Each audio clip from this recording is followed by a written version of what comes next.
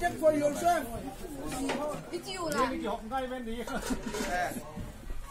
Gì cơ hả?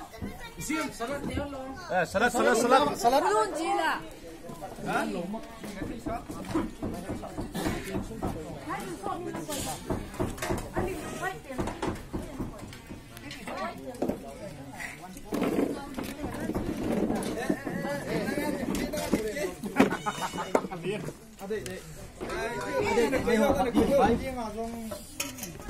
Để lấy hộp phạt đi mình mấy.